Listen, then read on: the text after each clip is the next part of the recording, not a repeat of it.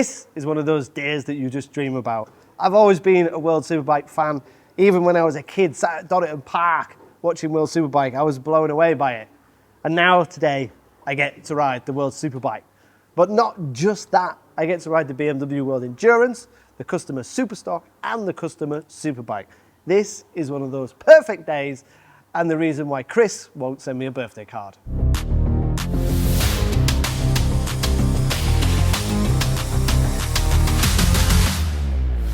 What an awesome opportunity BMW have given us at Bike World to ride not only the Superstock, the Superbike, the World Endurance, but the actual World Superbike. And this isn't a mock-up, this isn't a road bike with a bit of World Superbike fairing. This is the World Superbike. It's always interesting when you do these tests because you only get like 1 or 2 laps per bike, and it is an absolute mind kind of head shake because you get so much information. So before you even go out, you've got to get a briefing on how the bikes start, where neutral is, how to get first, which way the gearbox goes, where the pit lane limiter button is, all these kind of information. And then you have this really stern and very verbal, firm warning, don't crash, because that bike will be racing next week. This isn't a mock-up, it's not a spare, that is the actual bike. Okay, welcome to Cremona. We're with BMW, first bike of the day, F1000RR. So yeah, I was having a coffee and a pan au chocolat about an hour ago, and now we're going to experience full Superbike slicks. So let's go for bike number 1.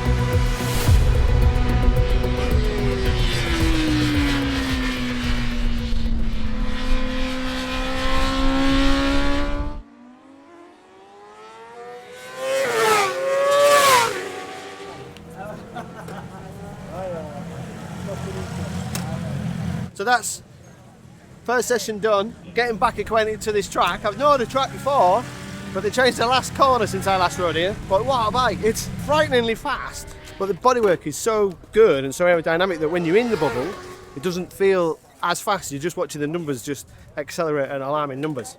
Brakes are amazing. Chassis and handling is light, really light, like so flickable. And I can feel the rider aids working just a little bit. But yeah, first thing is just, Jesus, eyes on stalks. It is, I forgot how fast these things are. These are shit me fast. I think that's a terminology I can use.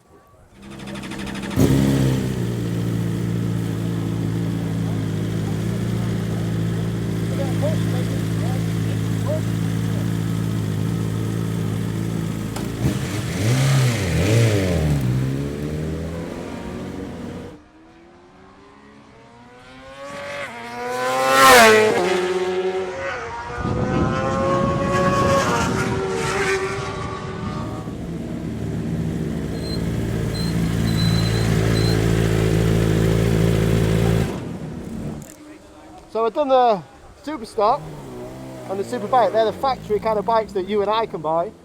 Now we're off to World Endurance with an old TT buddy of mine.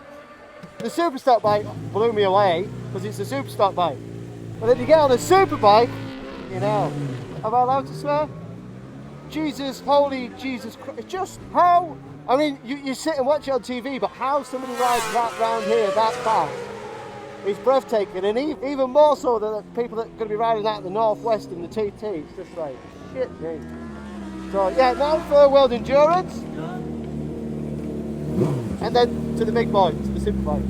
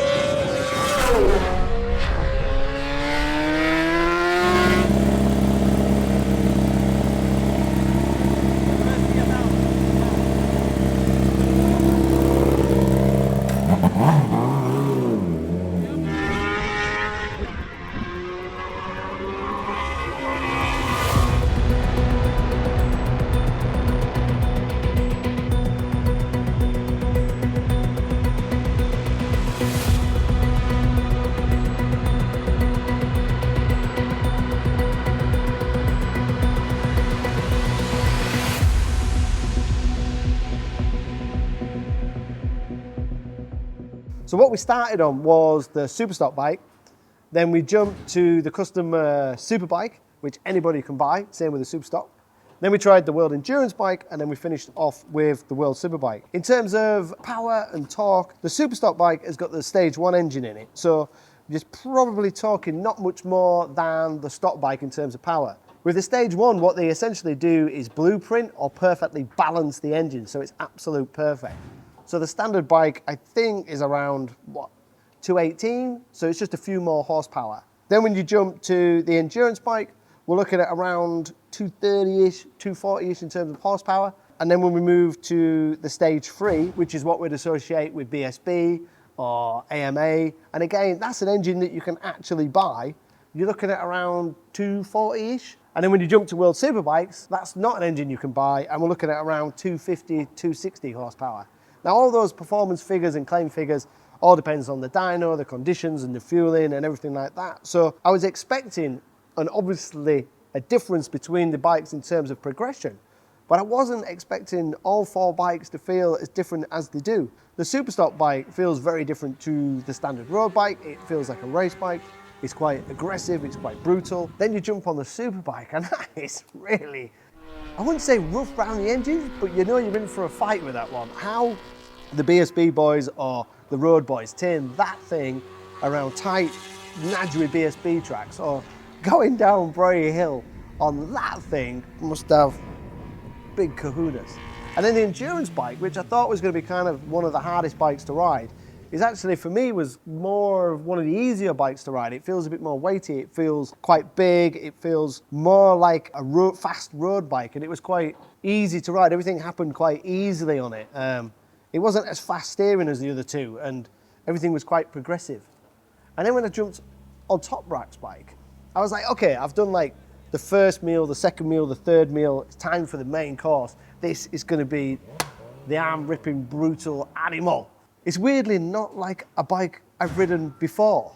And by what I mean in really basic terms is the front is huge and it feels like a sports tourer. The seat is so low, it feels like a Harley, and the engine feels like you're on a rocket ship. It's such a weird combination. On the other 3 bikes, I can barely touch the floor, but on Toprak's bike, it's sat so much lower, the seat is so much lower. And everything that I've come to learn about motorbikes, if you put loads of weight on the rear and you have the rear really low and flat, then it won't steer. So as I left pit lane, I was thinking, well, how's this going to work? But the steering is like a 600. It's so light, it's so agile, it's so flickable, yet I'm sat really flat in the seat, which is contrary, it shouldn't work, but it does work. BMW can change the throttle map per corner, but we just had it set for the entire lap. So we had a slightly restricted throttle in first and second, and then we get more power in third and fourth, and as we go through the gearbox, and you can certainly feel that. The connection is absolutely beautiful from 0% to say 10%. That initial transition of the throttle is so smooth and so lovely, especially from first to second. It's just beautiful to pick up the throttle, and you can pick it up so early, which I was surprised by and slightly intimidated by, because I was expecting it to go rah! And just rip my arms off and wheelie into oblivion. But it was actually quite progressive and quite smooth, and because of the wheelie control, there was no wheelies. I kind of came in going, hey? Wasn't that supposed to be pouring at the sky and doing all these cliches of how awesome a superbike is and that I had to crawl up the front of the bike? But I didn't have to crawl up the front of the bike because the electronics did everything. It's unbelievable in that second gear roll on. And then once you get into third, that's when it just goes third, fourth, fifth, sixth. And as fast as you can say third, fourth, fifth, sixth, you're at the end of the straight. It is absolutely phenomenal in terms of power. In terms of braking and going into the corner, it's really, again, it's quite unusual because I was expecting the brakes to be like, you know, like 2-finger brushes the lever and bah! And you've got loads of braking. But I have the lever quite close to the bar, and there's actually quite a lot of movement on the lever to get the brakes to work.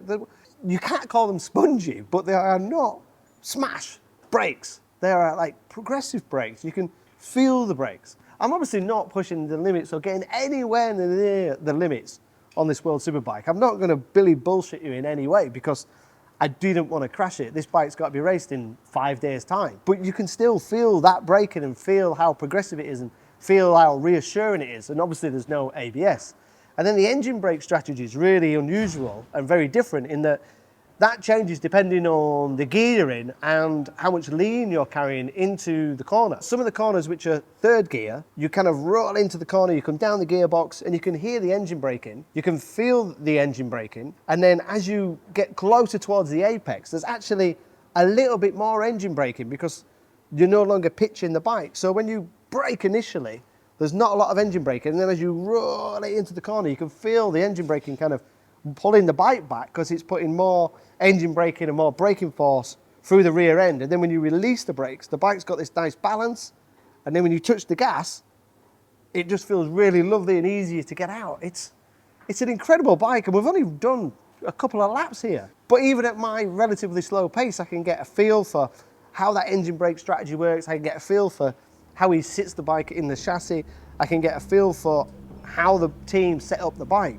But that kind of, when it gets a bit of a head spin and a bit confusing, because we've got a very basic setting, but what they can do is change that engine brake strategy per corner. They can change the way the power delivery is per corner. They can change the amount of traction per corner. When you've got 14 to 15 corners per track, that's an incredible amount of information and tech that can change. For me, it's really mind-boggling how hard and how skilled the back staff is, as well as the rider. Because without the back staff being able to get that bike to work and get that bike to set up, then it doesn't matter how good the rider is. I mean, all the data they must troll through, all the algorithms they must try, the simulations they must have, and all the data, because in many ways, it shouldn't work. It shouldn't really steer, but it steers like a 600. In many ways, it should be absolutely brutal, but it's not brutal like the other Superbike was, which actually felt harder to ride than the Superbike. You think you're a good rider, you think you can ride a bit. I rode the standard MRR and I was like, yeah, I'm okay. And then you ride these and it's another level. It's a different level. And to do that for 20 or 30 laps, or to do it in world endurance, or to do it around the Isle of Man on the Northwest, then it's kind of blown my mind, the amount of respect I've got for these top level riders. But what a fantastic opportunity BMW have given us. It's been really intriguing to not just ride the bikes, but to chat to the engineers who've actually seen the difference that the new 2025 cylinder head on the standard road bike has affected the World Superbike, how they can get more airflow into the cylinder head. So what happens on the road bike really does affect the race bike. And really interesting to try all four bikes and get a completely different feel, even though they should, in theory, be the same. Anyway, I hope you've enjoyed the video. It has really just been a unique opportunity. I do pinch myself every now and then and just think how lucky I am to do this job. It has been truly phenomenal. And yeah, if you've got any technical questions, please fire them below. I'll try and get back to you. And thanks for watching. Don't forget to subscribe. And yeah, maybe we should get some chat going and get other manufacturers to do the same thing.